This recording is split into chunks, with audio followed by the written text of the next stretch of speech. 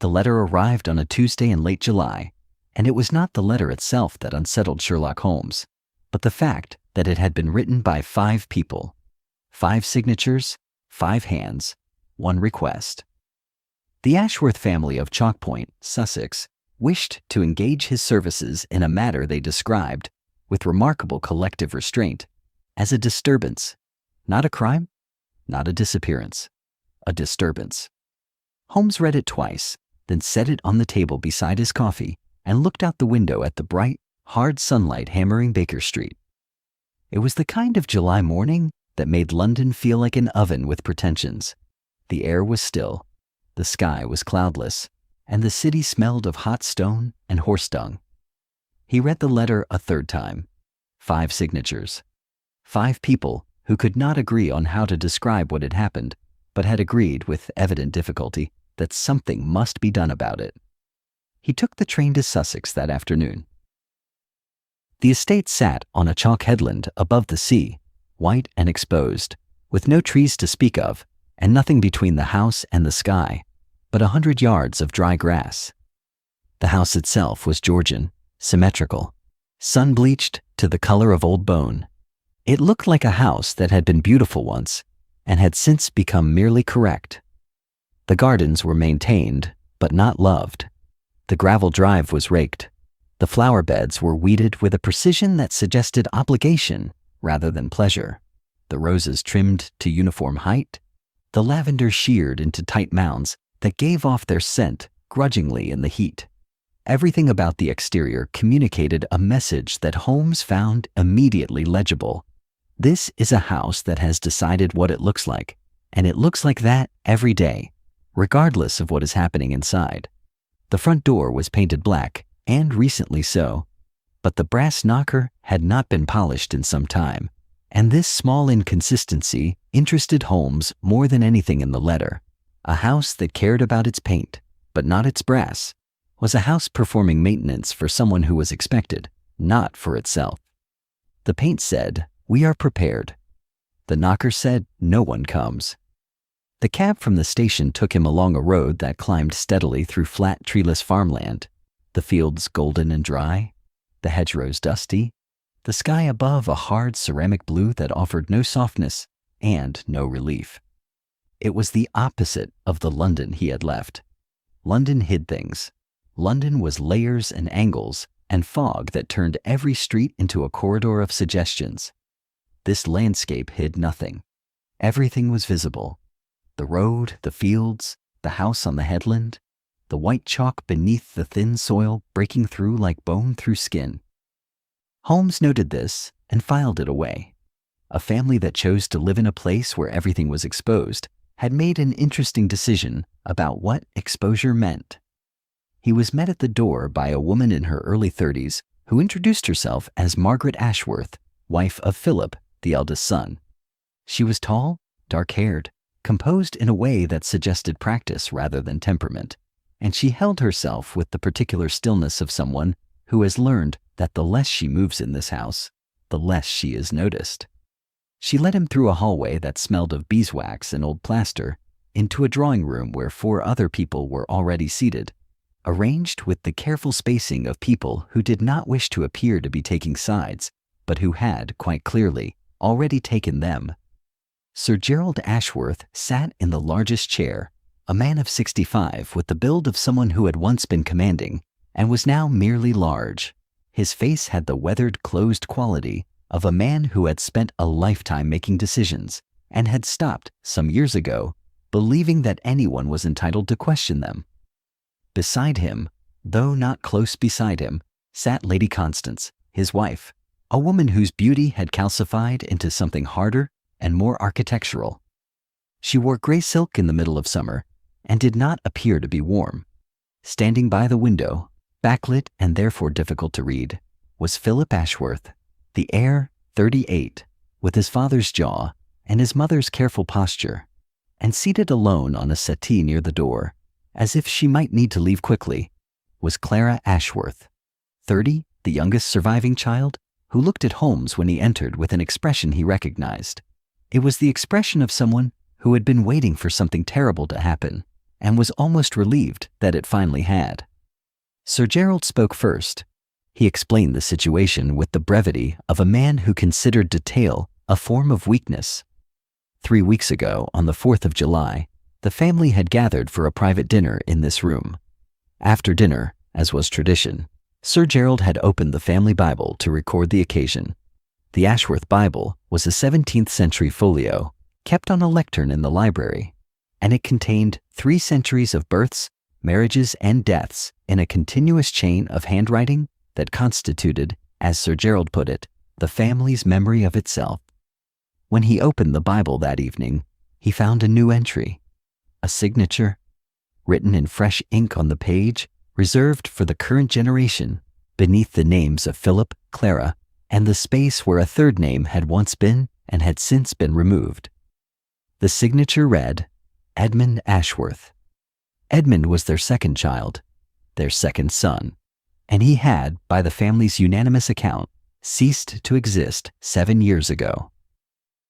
Holmes asked what that meant precisely, ceased to exist, and the room went quiet in a way that had texture. It was not the silence of people who did not know the answer. It was the silence of people who knew the answer perfectly well and had agreed long ago never to say it aloud. Lady Constance broke it. Edmund, she said, had left the family in the summer of 1887. He had left voluntarily. The circumstances of his departure were private.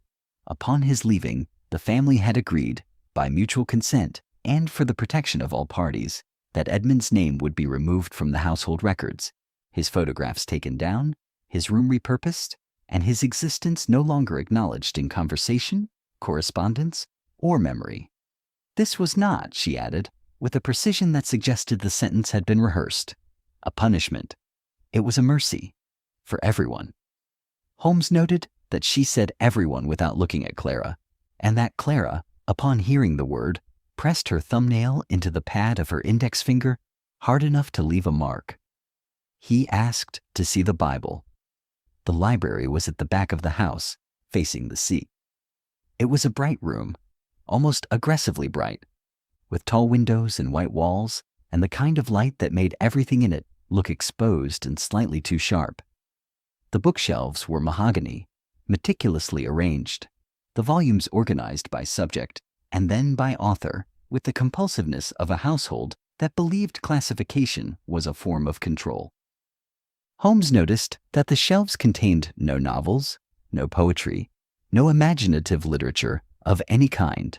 History, law, agriculture, theology, natural philosophy. The Ashworths read to be informed, not to be transported. And this told him something about the family's relationship to interior experience. They were people who mistrusted the unverifiable.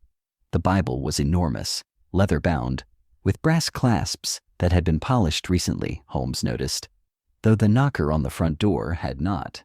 The page in question was open, held by a silk ribbon. The names of the current generation were written in Sir Gerald's hand. Philip Gerald Ashworth, born 1856. Below that, a gap. A visible gap where ink had been carefully scraped away, the paper slightly thinner, slightly rougher to the touch. And below the gap, Clara Emmeline Ashworth, born 1864. In the space where the scraped name had been, in ink that was dark and fresh and unmistakably recent, someone had written Edmund James Ashworth in a hand that was, even to Holmes's eye, remarkably similar to the handwriting samples he was subsequently shown from Edmund's childhood copybooks. He examined the ink.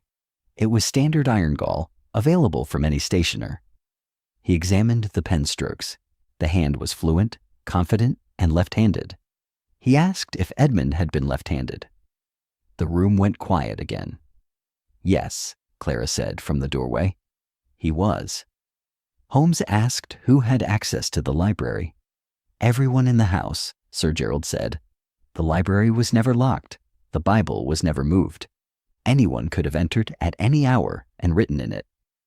Holmes asked if any of them had done so. 5 voices said no with varying degrees of conviction. Holmes noted that Margaret's no came half a second after the others, and that she delivered it while looking not at Holmes but at her husband. He asked to see Edmund's room. There was a pause. Sir Gerald said there was no Edmund's room. Holmes rephrased. He asked to see the room that had been Edmund's before it became something else. Another pause, longer this time. Philip led him upstairs. The room was on the second floor, facing inland, away from the sea. It had been converted into a sewing room, though no one in the house appeared to sew. There was a machine under a dust cover, a basket of fabric that had not been touched in months, a chair, a small table. The wallpaper was new, perhaps 5 years old, a pattern of blue cornflowers on cream. The room had the unlived quality of a space that had been given a purpose it did not believe in. Holmes had seen this before, in houses where a death had occurred, and the survivors had repurposed the room, not because they needed the space, but because they could not bear to leave it as it was. The sewing machine was an alibi. The fabric was a prop. The room's real function was to not be Edmund's room, and it performed this function with the desperate thoroughness of a lie that knows it is unconvincing. Holmes crossed to the window and looked out. The view was of the drive, the gate, and the road beyond. He asked Philip when the wallpaper had been changed. Philip said he didn't remember. Holmes said the paste behind the seam near the door was a compound that had only been available since 1891, which meant the room had been repapered at least 4 years after Edmund's departure, and asked why. Philip said it had needed refreshing. Holmes asked what had been wrong with the previous paper. Philip said he didn't remember that either. Holmes knelt and examined the floor. Beneath the edge of the carpet, against the skirting board, he found a small groove in the wood, the kind made by a bedpost that had stood in the same position for years. The bed had been against the east wall. The current arrangement placed the sewing machine against the east wall. He measured the groove with his thumbnail. A single bed, a child's bed, or a young man's. He stood and looked at Philip, who was watching him from the doorway with the expression of a man standing in a room he wished did not exist. Holmes said, "Your brother did not die, did he?" Philip said nothing. Holmes said, "There was no funeral, no death certificate, no notice in the papers. He was not sent abroad to die conveniently of fever. He simply stopped being a member of this family by agreement, while presumably continuing to live somewhere." Philip said, "That is not why you were engaged." Holmes said, "I was engaged to determine who wrote in the Bible. To do that, I need to understand why the Bible was altered in the first place. A name was scraped away. Someone put it back. The first act requires motive. The second act requires a different motive. I cannot find the second without understanding the first." Philip was quiet for a long time. Then he said, "My brother is alive, or was the last I heard. He lives under another name. I don't know where. That is the truth. And it is all the truth I can give you. And I would be grateful if you did not share it with my parents." Holmes noted that Philip said parents and not family, which meant Clara already knew. He went back downstairs. If you have ever found yourself in the middle of a story and felt the pieces beginning to shift beneath you, the way the ground shifts before something gives way, then you understand the feeling that was building in that bright, exposed house on the Sussex chalk. Stay with this. The cracks are just beginning to show. Holmes spent the remainder of the afternoon in the village. Chalk Point was a small place, a church, a pub, a post office, a scattering of flint cottages along a single road that ended at the cliff, the kind of place where everyone knew the Ashworths and no one spoke about them without first checking who was listening. He asked about Edmund at the post office and received a blank look that was too blank to be genuine.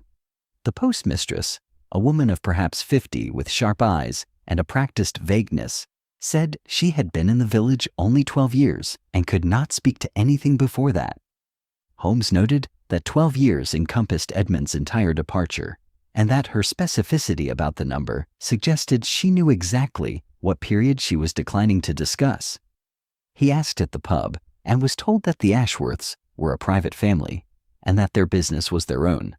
The publican A heavy man with red hands and a cautious manner offered Holmes a drink and a change of subject with equal hospitality.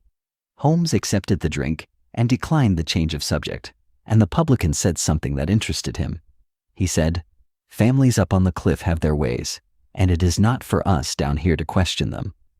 The phrasing was odd, not village deference, which Holmes knew well, but something closer to a rehearsed position, as if the village had, at some point, collectively decided on an official stance regarding the Ashworths, and this man was reciting it.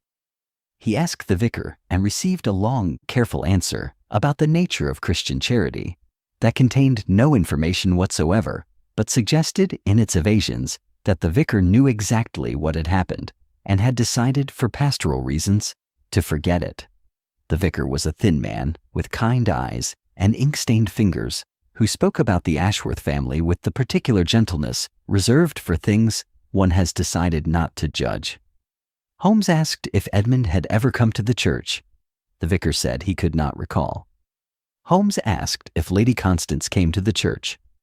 The vicar said she came every Thursday, yes, and sat quietly, and he respected her privacy.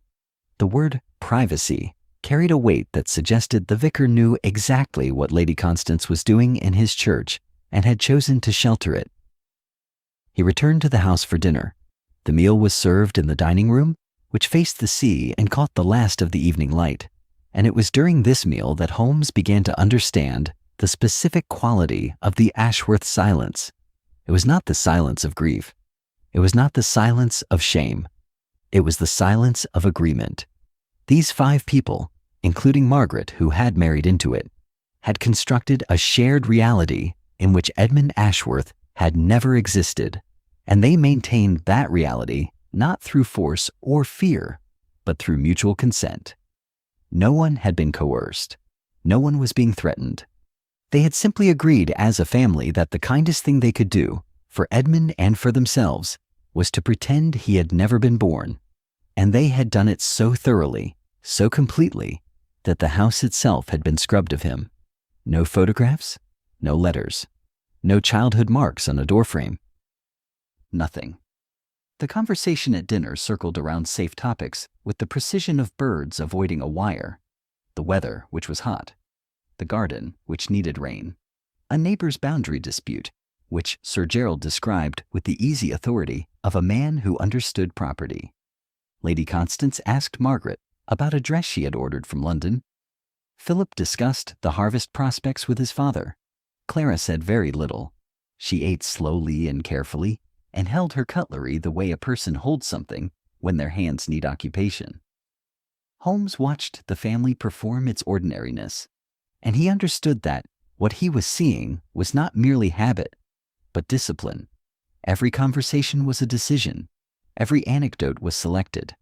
The silences between sentences were not pauses, but checkpoints, tiny negotiations about what could be said next without approaching the territory that had been cordoned off 7 years ago. He noticed that the dining table seated 8. 5 of them were occupied. The 6th, at Sir Gerald's left, was set with a plate and glass, as was customary for households that expected guests or maintained tradition. But the 7th and 8th places were not set. They were empty, the bare wood visible, the chairs pushed slightly in. Holmes counted the place settings again. 6. 1 for each of them, and 1 extra, not 7. If the family had truly erased Edmund, the table would seat 6, or the extra place would be unremarkable. But the table seated 8, and only 6 places were set, which meant 2 absences, and only one of them was Edmund's. He wondered about the other. After the meal, the family dispersed with the careful choreography of people who had learned not to linger together. Sir Gerald went to his study. Lady Constance went upstairs. Philip and Margaret retreated to the morning room. Clara remained in the dining room, standing by the window, watching the last of the light drain from the sea. Except the Bible. Someone had put his name back. After dinner, Holmes asked to speak with Clara alone. They walked in the garden, which was bright and dry and smelled of salt and hot chalk, and Clara spoke with the careful precision of someone who had been rehearsing this conversation for years without knowing it. She told him about Edmund, not what he had done, not yet, but who he had been. The clever one, she said, the gentle one, the one who noticed when the dogs were anxious before a storm, who kept a journal of the birds he saw from his window, who could sit in a room full of people and make each one feel as though they were the only person he was listening to. He was 4 years older than Clara, and she had worshipped him with the uncomplicated devotion of a younger sister who did not yet understand that the world would eventually require her brother to be something other than kind. Holmes asked what had happened in 1887. Clara stopped walking. They were at the edge of the garden, where the grass gave way to chalk, and the chalk gave way to nothing, just the long white drop to the sea. The evening light was flat and gold, and it made the cliff edge look like the edge of the world. Edmund, she said, had been discovered in a compromising situation with a young man from the village. The discovery had been made by their father. There had been no shouting, no violence, no scene. Sir Gerald was not a man who made scenes. Instead, there had been a conversation, conducted in the library with the door closed, lasting perhaps 40 minutes, after which Edmund had gone to his room, packed a single bag, and left the house before dawn the following morning. Clara had heard him on the stairs. She had gone to the landing and watched him cross the hall below, and he had looked up at her, and she had understood, without either of them speaking, that this was the last time she would see him. He had raised one hand, not waving, just showing her his open palm, and then he had gone out the front door and closed it behind him with the care of someone who did not wish to wake the rest of the house. She paused.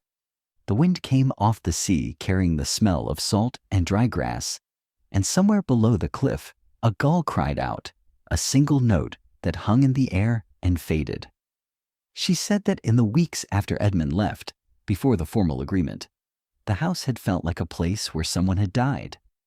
Not the sharp public grief of a funeral, but the bewildered, shapeless grief of an absence that no one would name. Edmund's door stayed closed. His place at breakfast was set out of habit for 3 mornings before someone, she didn't know who, stopped setting it.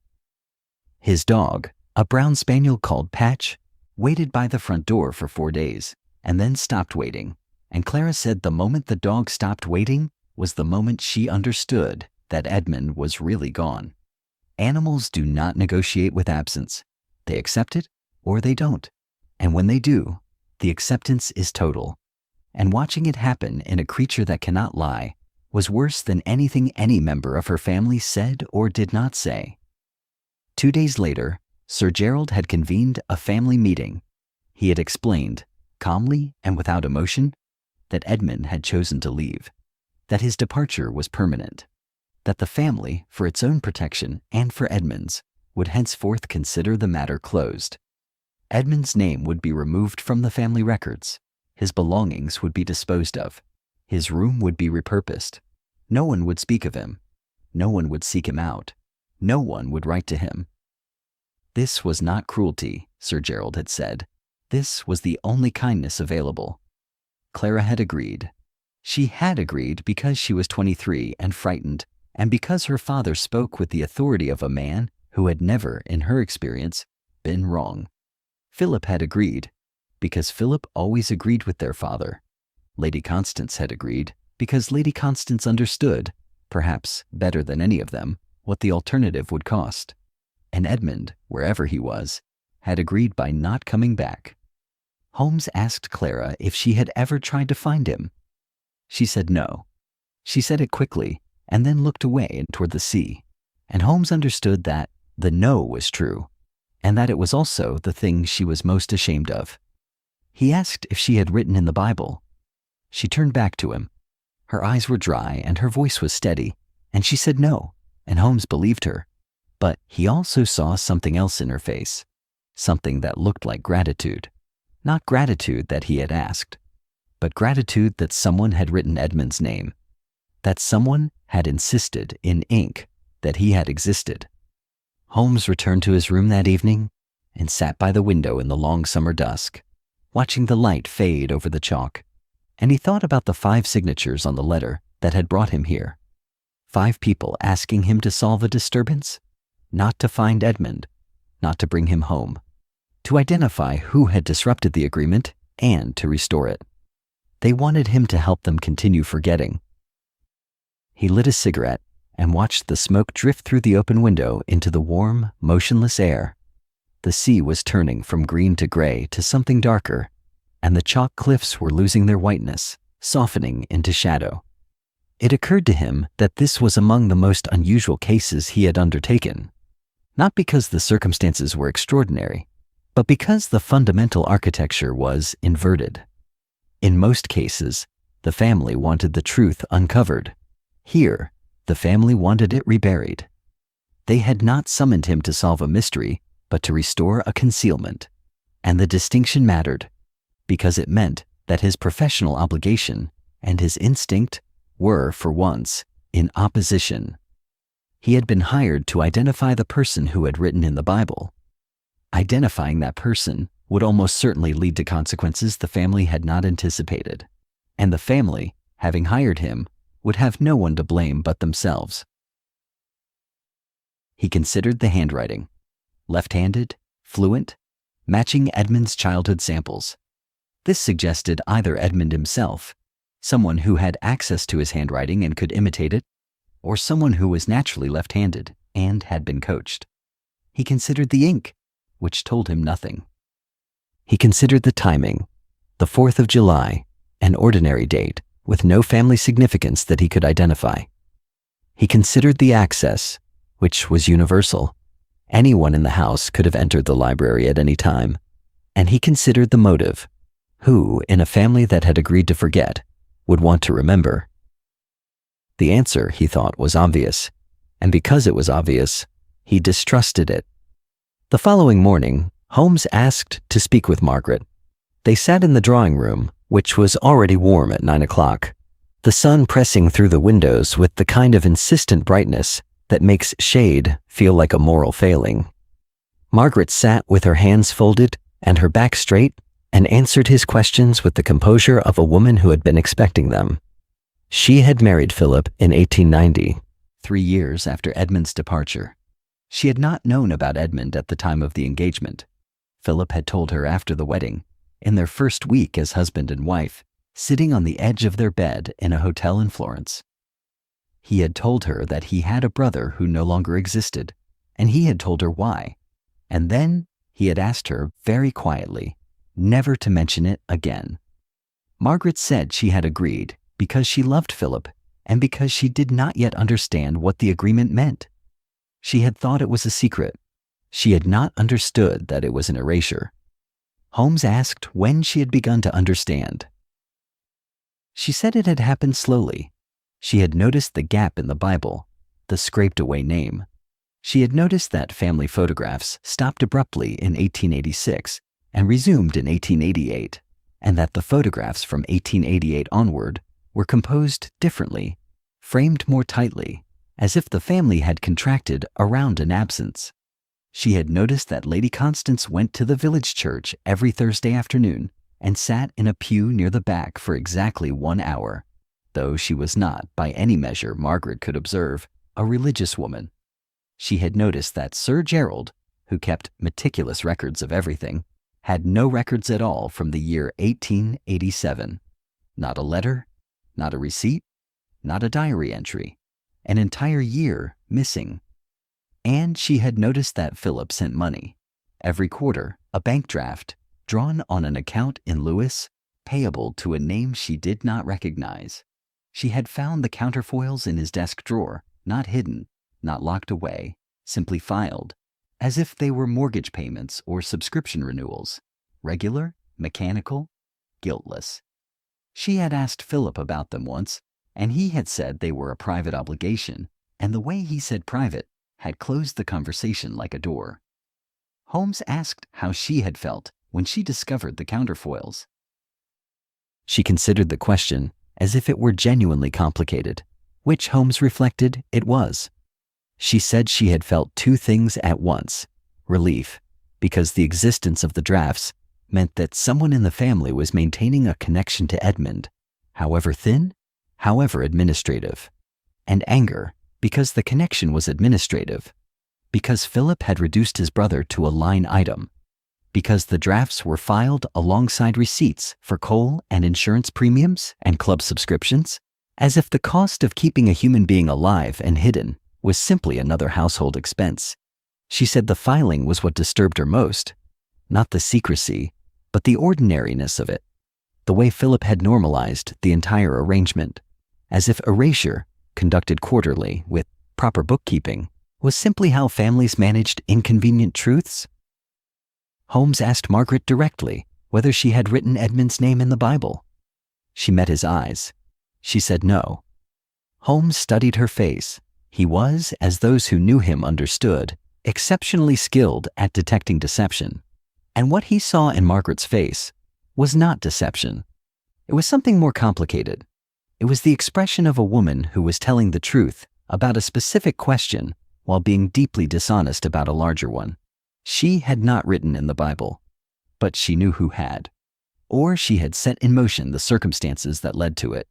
Her no was technically true and substantively a lie, and she delivered it with the composure of someone who had thought very carefully about exactly what she would be asked and had prepared an answer that was honest without being complete.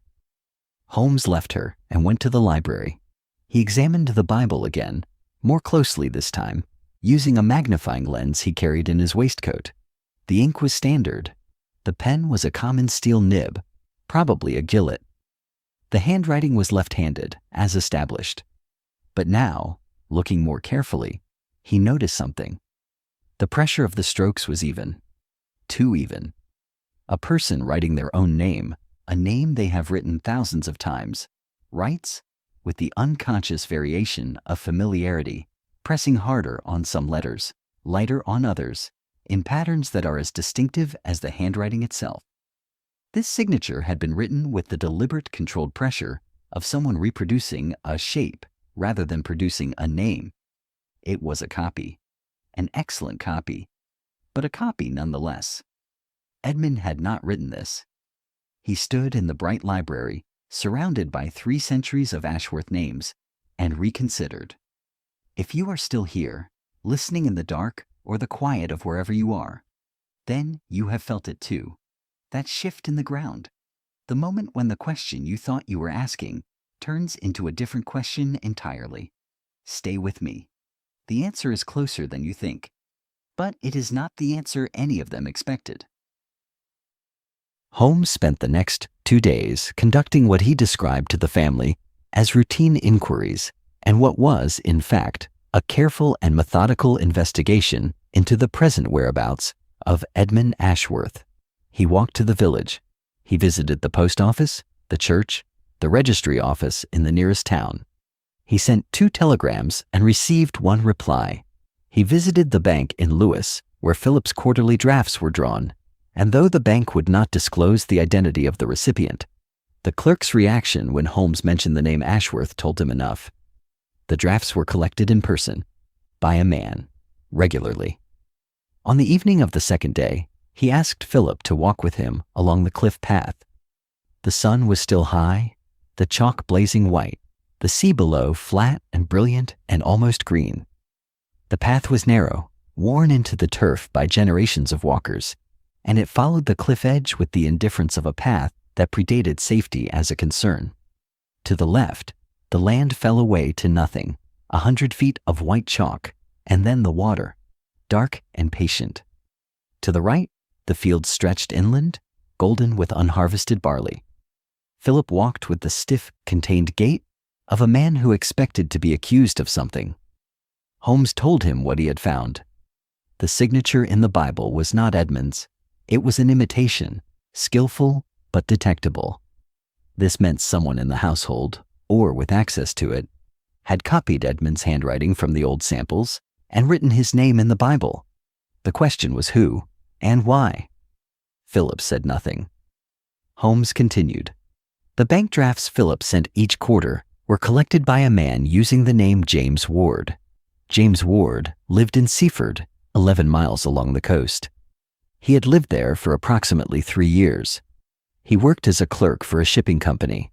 He was quiet, private, well-liked by his neighbors, and he bore, according to the one description Holmes had been able to obtain, a notable resemblance to the Ashworth family. Philip stopped walking. He stood on the cliff path with the wind pressing his jacket against his back and said, "You were not asked to find him." Holmes said, "No. I was asked to identify who wrote in the Bible." But the two questions are connected, and you know that they are because you are the connection. You have been sending Edmund money for 7 years. You have been sustaining his existence while participating in the agreement that he does not exist. You are the only member of this family who knows where he is, and you have used that knowledge not to reconcile but to manage. You have kept him alive and kept him erased simultaneously, and you have done this because it allows you to believe you are not complicit in what your father did. Philip's face did not change, but his hands, hanging at his sides, opened and closed once, and Holmes saw in that single involuntary gesture the cost of 7 years of contradictory loyalty. Philip said quietly, "Edmund asked me not to tell anyone. When he left, he asked me to let him disappear. He said it was easier. He said that if the family was going to forget him, then he wanted to be forgotten completely, not half remembered, not pitied, not checked on like an obligation. He wanted to be gone, and I couldn't do it. I couldn't let him be gone entirely. So I sent the money, not because he needed it, he earns his own living, but because it was the only way I could say, 'I know you exist,' without saying it aloud, without breaking the agreement." Holmes asked Philip if he had written in the Bible. Philip said no, and Holmes believed him because Philip's entire architecture of guilt depended on the agreement remaining intact. Philip would never break the agreement. Breaking it would mean admitting that the agreement was wrong, and admitting that would mean confronting everything he had done and not done for 7 years. Philip needed the agreement. It was the structure that held his contradictions in place. Holmes returned to the house. He was now certain of 2 things. First, that neither Edmund, Clara, Philip, nor Sir Gerald had written in the Bible. Second, that Margaret's denial, while technically true, was concealing something essential. He had eliminated the obvious suspects. He had established that the handwriting was copied, and he had identified the one person in the household who had both the motive to disrupt the agreement and the access to the materials needed to forge Edmund's signature. But he was wrong. He was wrong, and the error was not in his logic, but in his assumption. He had assumed that the person who wrote in the Bible was the person who wanted the agreement broken. He had assumed that disruption was the motive, and this assumption, which seemed self-evident, was precisely the kind of assumption that had, on rare but significant occasions, led him to conclusions that were correct in every detail and wrong in their entirety. The truth came to him on the 3rd morning, not through deduction, but through observation, which is, in Holmes's experience, the deeper discipline. He came downstairs early before the household was awake and went to the library to examine the Bible once more. The house was quiet in the way that houses are quiet before dawn in summer. Not silent, but held. The air warm and still. The light just beginning to press against the curtains, turning the hallway from black to gray to the pale gold of early morning. His footsteps on the stairs were careful and slow.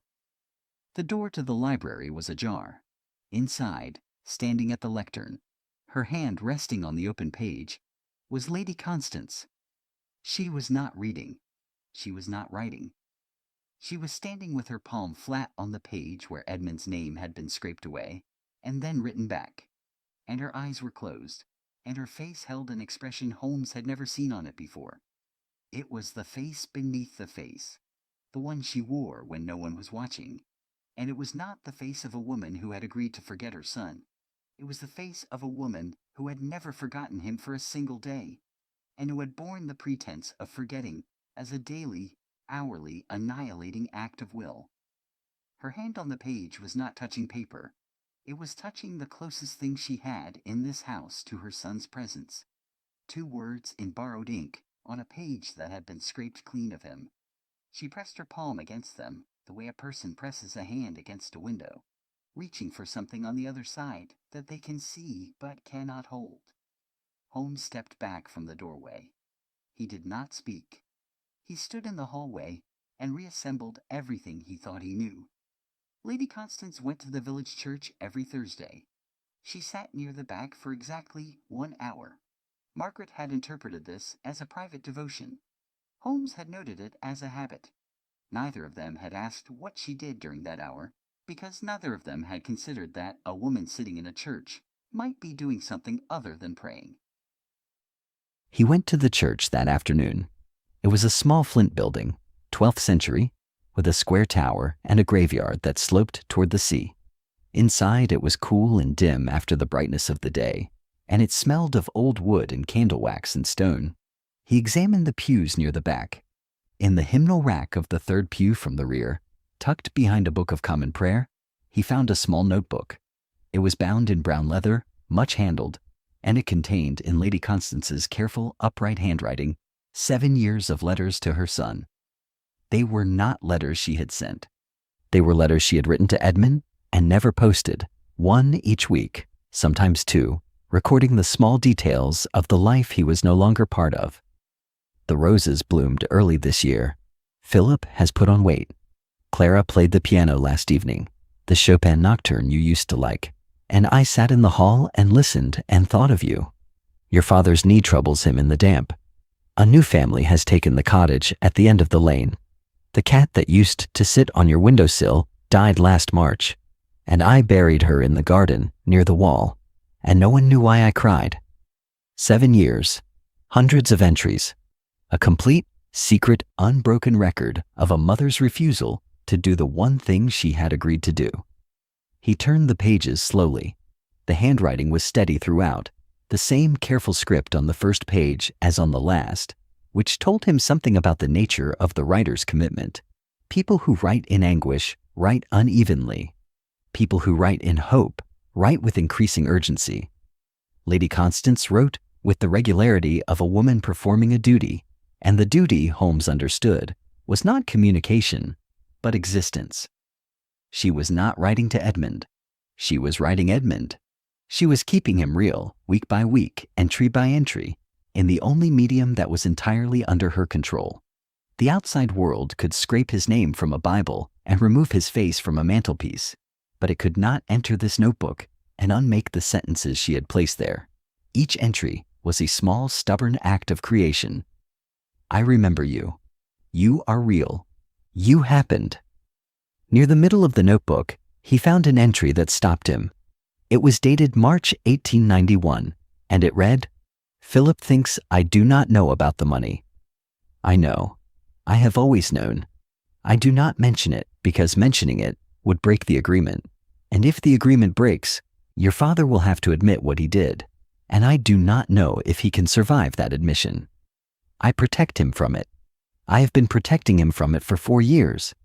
I wonder sometimes if you would understand this, or if you would think me a coward. I wonder if there is a difference." Holmes sat in the dim church and read the notebook and understood at last the shape of what had happened. Lady Constance had not written in the Bible. She did not have the skill to forge Edmund's handwriting, and she would not have risked the agreement so directly. But she had done something else. She had left the notebook where it could be found. She had been leaving it in the same hymnal rack for years, and she had done so knowing, perhaps hoping, that eventually someone would find it. And someone had. Margaret had found it. Margaret, who went to the church occasionally, who might reasonably have sat in any pew and opened any hymnal. Margaret, who had already been troubled by the gap in the Bible, the missing photographs, the vanished year. Margaret, who had found a notebook full of a mother's unsent letters and had understood, reading them, that the agreement the family had made was not a mercy, but a wound, and that the woman who enforced it most rigidly was the woman it was destroying. Margaret had not written in the Bible to break the agreement. She had written in the Bible to break Lady Constance's silence for her. She had put Edmund's name back because she believed, after reading those letters, that Lady Constance wanted it there, but could never, under the terms of the family's covenant, put it there herself. Margaret had acted not as a disruptor, but as a proxy. She had done what she believed her mother-in-law could not do and would not ask for. And she had been wrong. This is the part of the story where you might expect the truth to bring relief, where the hidden motive, once exposed, softens the edges and allows the family to heal. But truth does not work that way, and neither do families. Stay with this a little longer. The hardest part is not the secret. It is what happens after. Holmes gathered the family in the drawing room on the afternoon of the 4th day. The light was merciless, as it had been every day since his arrival, the summer pressing against the windows with an intensity that made the room feel like an exhibit. Everything visible, nothing hidden, no shadows to retreat into. He told them what he had found. He did not tell them about the notebook, not directly. He told them that the handwriting in the Bible was a forgery, produced by someone in the household using Edmund's childhood copybooks as a model. He told them that the forger's motive was not malicious, but compassionate, an attempt to restore a name that should not have been removed. And he told them that Margaret had done it. Margaret did not deny it. She sat very straight in her chair and looked at her husband and said, yes. She had found something that made her understand what the agreement was doing to this family, and she had decided that someone needed to say Edmund's name, even if she had to say it for him, even if she had to write it in ink in a book that had been scraped clean of him. She said she was sorry for the deception, but not for the act. The room was silent. Sir Gerald's face was closed and dark.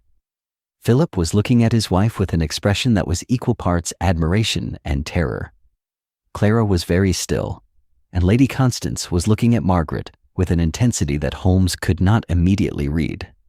Sir Gerald spoke.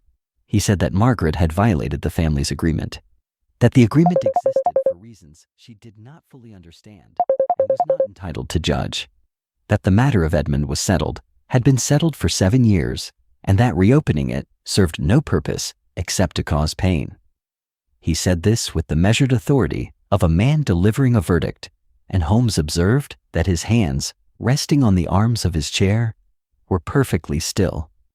Sir Gerald had spent a lifetime making his body obey his decisions, and his body obeyed now, even as the room around him shifted in ways he could not control. The steadiness of his hands was not calm. It was command. It was the last outpost of a man whose authority over his family was, in this moment, visibly contracting. Margaret said, "The pain is already here. It has been here the whole time. You did not end it by scraping his name out of a book. You just made it invisible." Sir Gerald said, "Some things should be invisible." And Lady Constance said, "No." It was a single word, spoken quietly, but it detonated in the room like a charge. Everyone turned to her. She was sitting in her gray silk with her hands folded, and she looked at her husband, and for the first time in Holmes's observation, she did not look away first. She said, "I have been writing to Edmund every week for 7 years, not sending the letters. Writing them, in a notebook, in the church, because the agreement you asked me to make required me to pretend that my son was never born, and I could not do it, Gerald. I agreed because you asked and because I was afraid, and I have kept the agreement in every way that is visible, and I have broken it in every way that is not, and I am tired of the difference. I am tired of walking to the church every Thursday and sitting in a pew and writing to a son I am not allowed to name in my own home. I am tired of counting the place settings at dinner and knowing that one of them is missing and smiling as if it is not. I am tired of looking at the wall where his photograph used to hang and seeing the lighter patch in the wallpaper that we never covered properly, that we all walk past every day and never mention, as if a rectangle of slightly less faded paper is not a portrait in itself." Sir Gerald said nothing. His face did not change, but something behind it changed, something structural, as if a wall he had built inside himself shifted on its foundation. He looked at his wife, and Holmes saw him see her, perhaps for the first time in 7 years, and what he saw frightened him. Not her anger, her endurance, the sheer, relentless daily effort of pretending to forget someone she loved while writing letters she would never send. He had asked her to do something inhuman, and she had done it, and the doing of it had not made her smaller or weaker. It had made her someone he no longer recognized. Holmes told them one more thing. He told them that Edmund was alive, that he lived 11 miles away under a different name, working as a clerk, that Philip had been sending him money for 7 years, that Edmund had not written in the Bible, that Edmund had not attempted to contact the family, that Edmund, as far as Holmes could determine, had accepted his erasure and had built a small, quiet, sustainable life in the space where his family used to be. Clara made a sound. Not a word, not a cry, just a small, sharp intake of breath, the kind of sound a person makes when they are struck and are not yet sure where. Philip said, "I was going to tell you." He said it to Clara, not to his parents, and Clara looked at him with the kind of anger that is really grief wearing a harder face. She said, "You knew. You knew where he was. For how long?" 3 years, Philip said. "Since he moved to Seaford. Before that, I only had a postal address. I never visited. He asked me not to." Clara said, "And you listened?" "He asked you not to find him, and you listened, and you sent money like he was a pensioner, like he was a bill, and you never thought to tell me that my brother was 11 miles away. 11 miles, Philip. I could have walked there. I could have—" She stopped. She pressed her hands flat against her thighs and breathed. And Holmes watched her master an emotion so large and so old that it seemed to alter the light in the room. Sir Gerald said, "This changes nothing." Lady Constance said, "It changes everything, Gerald. He is alive. He is here. He has been here while we have been performing his death, and I will not do it any more." The family did not resolve their differences that day. Holmes had not expected them to. The architecture of 7 years of collective denial does not collapse in an afternoon, and he was not naive enough to believe that the exposure of a secret automatically heals the wound it was designed to protect. What happened instead was slower and less dramatic, and in its way, more painful. Clara went to Seaford. She went the following morning, alone, over Philip's objections and Sir Gerald's silence, walking the cliff path in the early light, with the sea flat and bright below her. Holmes did not accompany her. This was not his errand. He spent the day in the garden, reading, watching the house, observing the way the remaining family members arranged and rearranged themselves in the rooms like pieces on a board that had lost its rules. Sir Gerald stayed in his study with the door closed. Lady Constance sat in the drawing room with a book open on her lap that she did not read. Philip paced the morning room, stopping occasionally at the window to look in the direction Clara had gone, as if he could track her along the cliff by force of attention.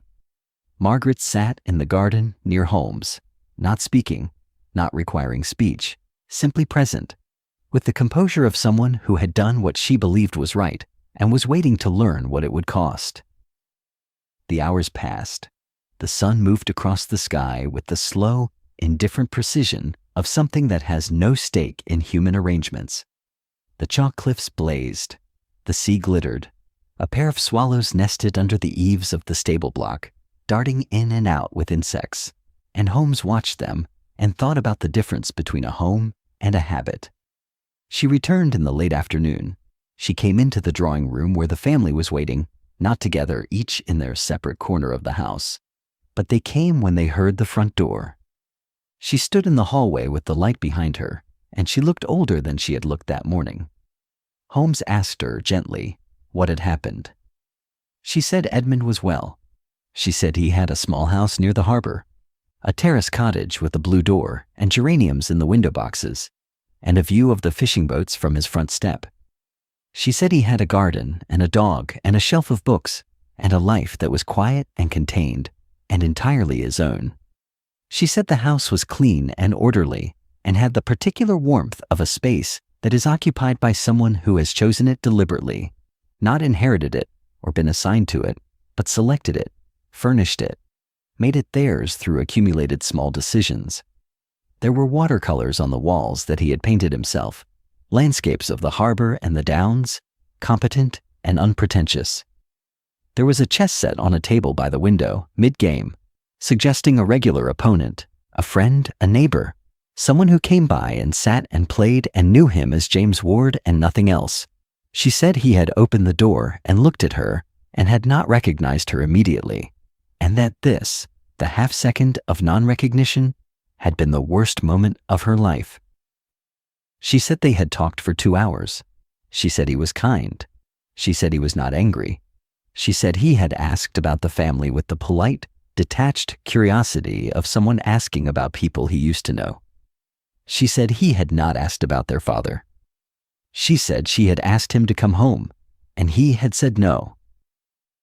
Not with anger, not with bitterness, not with the dramatic finality of someone making a statement. He had said no the way a person declines an invitation to an event they have no reason to attend. Mildly, without rancor, as if home were a concept that no longer applied to him, as if the family's agreement had worked, had done exactly what it was designed to do, had succeeded so completely that Edmund Ashworth had become James Ward, not as a disguise, but as a fact. He did not feel erased. He felt replaced. He had become someone else, and the someone else did not have a family in Chalk Point who had agreed to forget him, and the someone else was, as far as he could tell, content.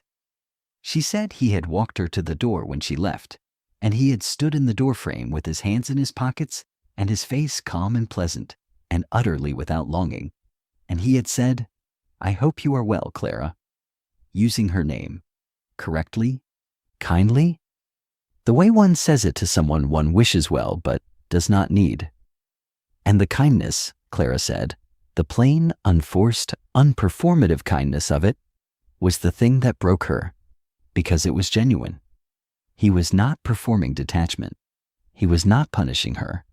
He was simply a man saying goodbye to a visitor who had come a long way and to whom he wished no harm, and the distance between that and what she had hoped for, the embrace, the tears, the brother she remembered, was so vast and so quiet that she had not been able to speak for the first mile of the walk home. Clara said that this was what she could not bear. Not that he refused, that he was not refusing anything, that there was nothing, from his side, to refuse. The agreement had been designed as a mercy, and it had been, in the end, an effective one. It had allowed Edmund to let go of people who had let go of him. It had given him the freedom of non-existence, and the cost of that freedom, the cost the family had not anticipated and could not now reverse, was that Edmund no longer needed them, not bravely, not painfully, simply, quietly, and completely. Holmes observed the family absorb this. He watched Sir Gerald's face and saw in it something that he had not expected to see. Not relief, not vindication, grief. A specific, private, unshareable grief. The grief of a man who had made a decision he believed was right and had lived long enough to see it succeed in exactly the way he feared. He had wanted Edmund to be safe. Edmund was safe. He had wanted Edmund to be free of the family's judgment. Edmund was free. He had wanted the agreement to work.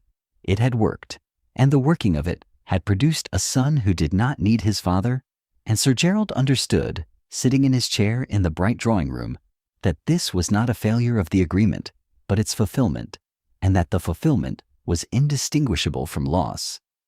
Lady Constance did not speak. She sat with her hands in her lap, and her face composed, and her eyes fixed on a point somewhere beyond the window, beyond the chalk, beyond the sea. And Holmes understood that she was thinking about the notebook in the church, the 7 years of letters, the careful weekly record of a life she had been living on her son's behalf. She had been sustaining Edmund's presence in the only way available to her, keeping him alive in ink and thought and private ritual. And now she knew that the son she had been writing to was not the son who existed. The Edmund of her letters was a ghost she had been tending. The real Edmund had moved on. He had become someone who did not think about her every Thursday, who did not know about the roses or the cat, or the Chopin Nocturne. Her letters were not a bridge to her son. They were a monologue.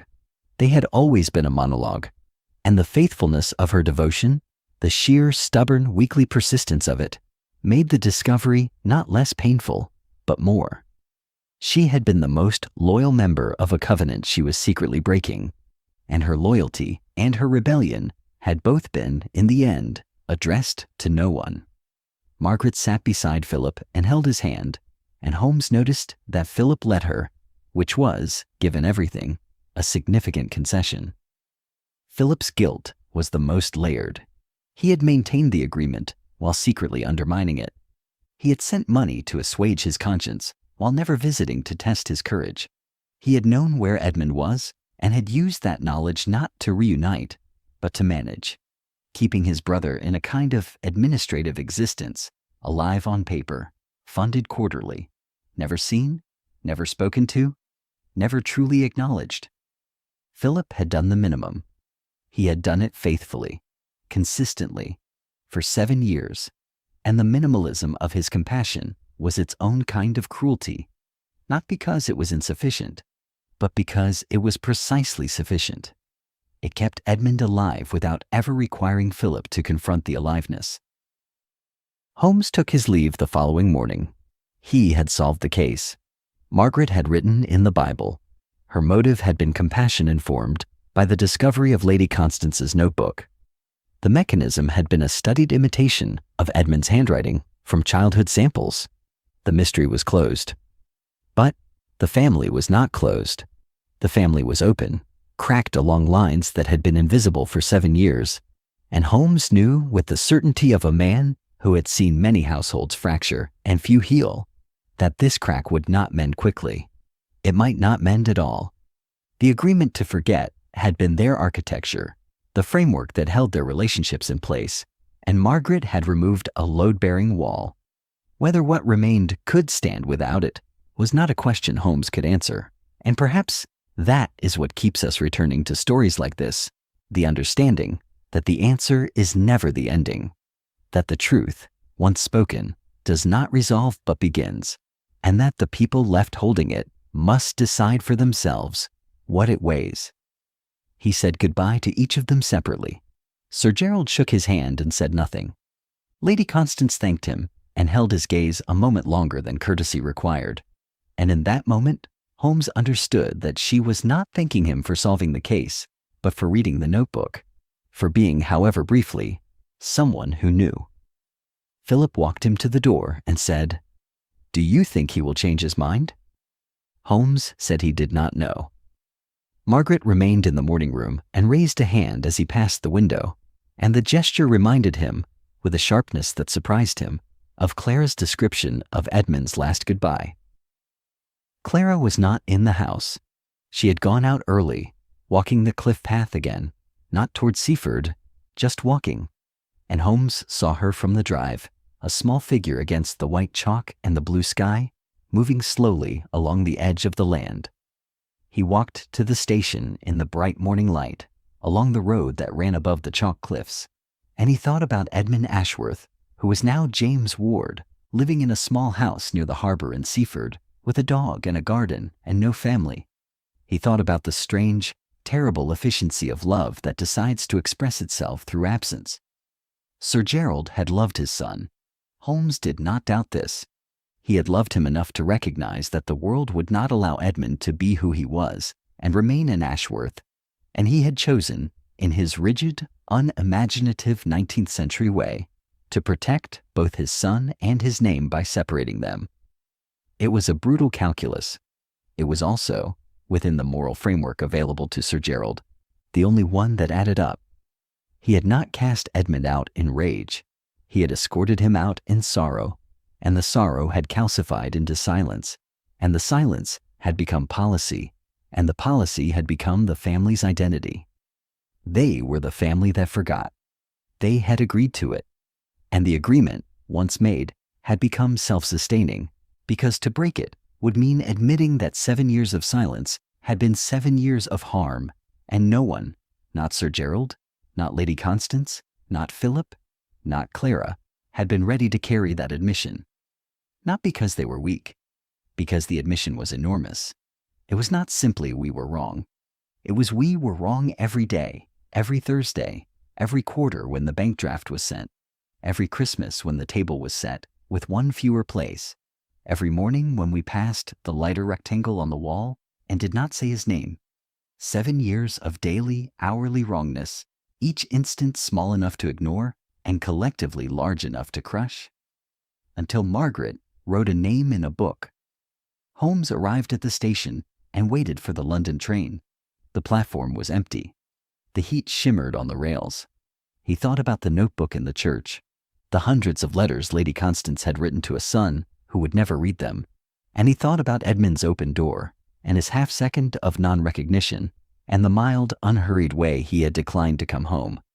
He thought about the specific cruelty of a mercy that works, about the difference between forgetting and being forgotten, about how a family can agree to do something kind and do something annihilating instead, and about how the agreement itself, the mutual consent, the shared decision, is what makes it so difficult to undo, because there is no villain, no tyrant, no one to blame, just 5 people who loved each other badly and called it protection.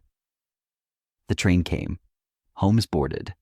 The carriage was warm and bright, sunlight flooding through the windows, and he sat in it and watched the Sussex chalk give way to the Sussex green, and then to the Surrey suburbs, and then to London, which was hot and noisy and full of people who knew each other's names. He did not write a report. He sent a brief note to the family confirming his findings and his invoice, and he added at the bottom a single line that was not part of his professional obligation, but which he felt, after 4 days in that house, compelled to write. He wrote, "The agreement is broken. What you build in its place is not my concern, but I would suggest that you begin by reading the notebook in the 3rd pew of the village church. It would not fix what had been done. Nothing would fix what had been done. But it would mean that Lady Constance's 7 years of secret devotion would no longer be secret, and that felt, to Holmes, like the minimum the family owed her. She had carried the weight of remembering for all of them. The least they could do was know it. He did not hear from the Ashworths again. He did not expect to. Some cases end with justice, some end with closure. This one ended with a door that had been opened and a man on the other side of it who was not sure he wanted to walk through.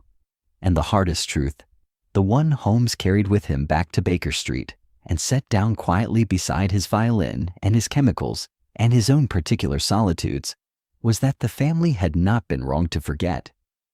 They had been wrong to agree to forget. The forgetting, if it had been natural, if it had been the slow, organic erosion of memory that time performs on every family, would have been bearable.